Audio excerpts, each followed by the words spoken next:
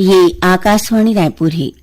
छत्तीसगढ़ी समाचार बुलेटिन के संग संध्या तिवारी की जय जोहार। अब सुनो आज की प्रमुख समाचार।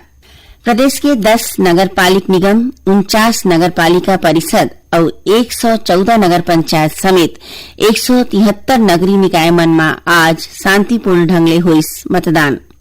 गरियाबंद जिला के राजी में काली 12 फरवरी ले कुंभ कल्प मेला के आयोजन करे जाही और रायपुर स्थित अनुपम नगर में आज दिन दहाड़े 50 लाख रुपया की डकैती, जांच में जुटिस पुलिस। अब समाचार विस्तार ले।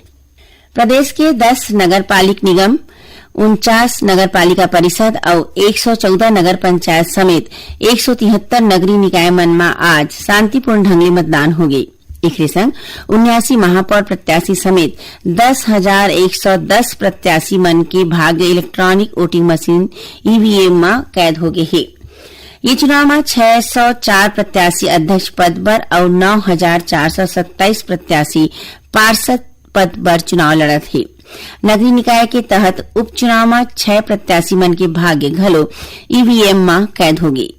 मतदान बर प्रदेश भर में 5,957 मतदान केंद्र बनाए रहीस। उन्हें उपचुनाव बर 14 पोलिंग बूथ बनाए गए रही। जम्मू पोलिंग बूथ मन में सुरक्षा के व्यापक प्रबंध करे गए रहीस। संध्या 4 बजे तक प्रदेश भर में 68% ले ज्यादा मतदान दर्ज हुए है। मतदान के बेरा बिहनिया 8 बजे ले संध्या 5 बजे तक निर्धारित रही। मतदान ल लेके बिहनिया ले ही मतदाता मन में बड़ खुशी देखे गए है और पोलिंग बूथ के बाहर मतदाता मन के लंबा लाइन देखेगी। उन्हें कई मतदान केंद्र मन में ईवीएम मशीन मन के खराब होए के सेती लोगन मन ला घंटों लाइन में खड़े होए बर पड़िस। फिर कई जगह मतदान केंद्र मन में मतदाता मन ला भटकना पड़िस। रायपुर के रविशंकर शुक्ल वार्ड में 900 लोगन मन के नाव मतदाता सूची में नहीं होइला। मतदाता मन हंगामा करीन। रायपुर, बिलासपुर, कोरबा, रायगढ़, अंबिकापुर, चिरमिरी, धमतरी, दुर्ग, राजनांदगांव और जगदलपुर नगर निगम में 79 प्रत्याशी महापौर पद पर और 542 वार्ड पर 1,864 प्रत्याशी पार्षद पद के चुनाव लड़त है। रायपुर नगर निगम में सबले ज्यादा 16 प्रत्याशी महापौर पद पर चुनाव मैदान में हवय। फिर सबले कमती 2 प्रत्याशी दुर्ग नगर पालिक निगम में है। राज्य निर्वाचन आयुक्त अजय सिंह अपन परिवार के संग रायपुर के मठपुराना स्थित प्राथमिक शाला में बनाए गए केंद्र में मतदान करीन। उन्हें मुख्य सचिव अमिताभ जैन सपरिवार देवेंद्र नगर स्थित मतदान केंद्र में अपन मताधिकार के प्रयोग करीन। रायपुर नगर निगम के भाजपा के महापौर प्रत्याशी मीनल चौबे चंगोरा भाटा स्कूल पानी टंकी के तीर केंद्र में मतदान करीन। उन्हें कांग्रेस के महापौर प्रत्याशी दीप्ति प्रमोद दुबे आनंद समाज वाचनालय स्थित मतदान केंद्र में अपन वोट डालीन। ओती बस्तर रेंज के पुलिस महानिरीक्षक सुंदरराज पिन्हा जगदलपुर के शहीद भगत सिंह उच्चतर माध्यमिक विद्यालय में बनाए गए मतदान केंद्र में पहुंच के मतदान करीन। नगरीय निकाय चुनाव के तहत आज हुए मतदान के दौरान मतदाता मन बर पोलिंग बूथ मन में जरूरी सुविधा मुहैया कराएगी। इस दौरान सियान मन बर व्हीलचेयर, रैंप और पिए के पानी की व्यवस्था करी गई रही। धमतरी जिला में स्काउट गाइड और रेड क्रॉस के वॉलंटियर्स मतदाता मित्र बन के सियान और दिव्यांग जन मन ला मतदान केंद्र तक ले जाए में उखर मदद करें। सुभाष नगर वार्ड निवासी बुजुर्ग दंपत्ति इतवारी राम देवांगन और अनुसुईया देवांगन घलो लोकतंत्र के महापर्व के हिस्सा बनी। उन्हें महासमुंद के वार्ड क्रमांक 27 के दिव्यांग मतदाता उषा बाइक कन्नौजे मतदान कर जागरूकता के संदेश दी। रायपुर के बुढ़ापारा स्थित शासकीय माधवराव सप्रे विद्यालय मतदान केंद्र में 84 बछर के नरेंद्र कुमार जैन अपन मताधिकार के प्रयोग करी। ये दौरान उन्होंने मतदान केंद्र में करे गई व्यवस्था की बड़ाई करी। उन्हें कांकेर के जवाहर वार्ड की सियान मतदाता कुंवर बाई ध्रुव व्हील चेयर में बैठ के मतदान केंद्र पहुंची और वोट डाली। छत्तीसगढ़ी समाचार बुलेटिन आप मन आकाशवाणी रायपुर ले सुनत हो। छत्तीसगढ़ के खबर ले है आपके वास्ता और खबर के विश्वसनीयता ले है हमार वास्ता। आकाशवाणी समाचार रायपुर के प्रादेशिक समाचार बुलेटिन के संगे संग हमार समसामयिक कार्यक्रम आप रेडियो के संग अपन मोबाइल में घलो सुन सकत हो। आकाशवाणी समाचार फेसबुक, ट्विटर और यूट्यूब में घलो हावय। हमार फेसबुक पेज हरे Chhattisgarh news on AIR, Twitter handle CGAIR news और हमार यूट्यूब चैनल हरे छत्तीसगढ़ AIR न्यूज।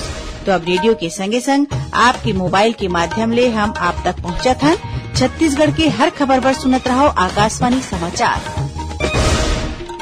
अब आगू बाढ़बो बाची समाचार कोती।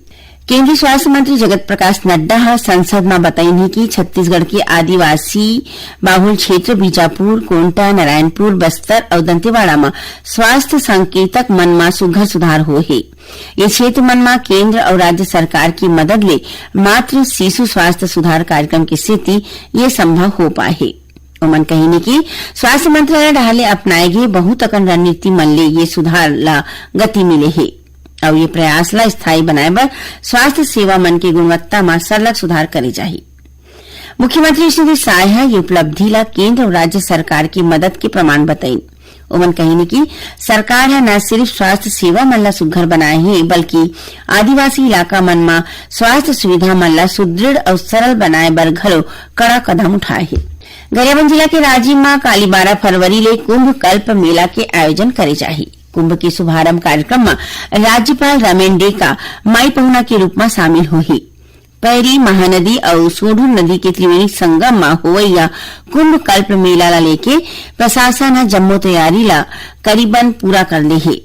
कुंभ कल्प मेला के तहत काली मांघी पुण्य स्नान होही। उन्हें 21 फरवरी के संत समागम और 26 फरवरी के शाही स्नान करे जाही। राजिम कुंभ कल्प मेला महाशिवरात्रि 26 फरवरी तक चली।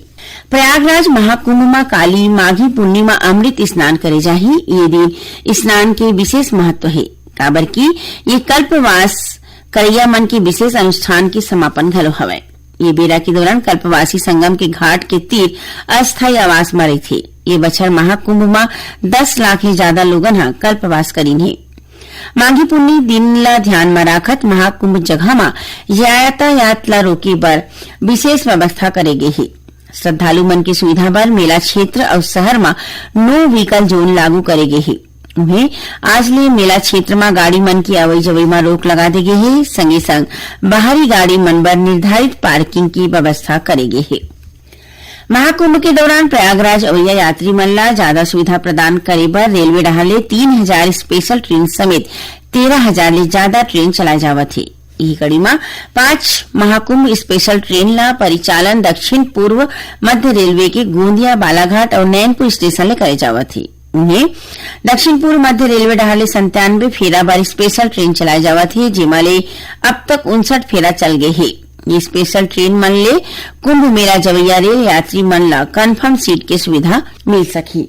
मतदान के दौरान आज रायपुर स्थित अनुपम नगर के खमाड़ी थाना क्षेत्र में दिन दहाड़े 50 लाख रुपया की डकैती के मामला आगू आए है। डकैत मिलिट्री ड्रेस पहन के एक ठीन घर में घुसर के परिवार के सदस्य मन ला बंधक बना के 50 लाख रुपया लूट के भगा गए। ये घटना ले इलाका में हड़कंप बच गए है। घटना के सूचना मिलते पुलिस के बड़का अधिकारी मौका में पहुंची और घटना की जानकारी लीन। पुलिस शहर में नाकाबंदी करके आरोपी मन के खोजबीन शुरू कर दे है। दंतेवाड़ा जिला के अरुणपुर क्षेत्र में स्थित कमल पोस्ट के तीर में आज माओवादी डहार ले लगाए गए आईईडी के चपेट में आए ले केंद्रीय रिजर्व पुलिस बल सीआरपीएफ के एक जवान गंभीर रूप ले घायल हो गए है। जिला के अतिरिक्त पुलिस अधीक्षक आर के बर्मन ने बताई कि घायल जवान मन ला सुघर इलाज बर रायपुर लाए गए है। आखिर में प्रमुख समाचार एक गांव फिर। प्रदेश के 10 नगर पालिक निगम, 49 नगर पालिका परिषद और 114 नगर पंचायत समेत 173 नगरीय निकाय मन में आज शांतिपूर्ण ढंग ले हुई मतदान।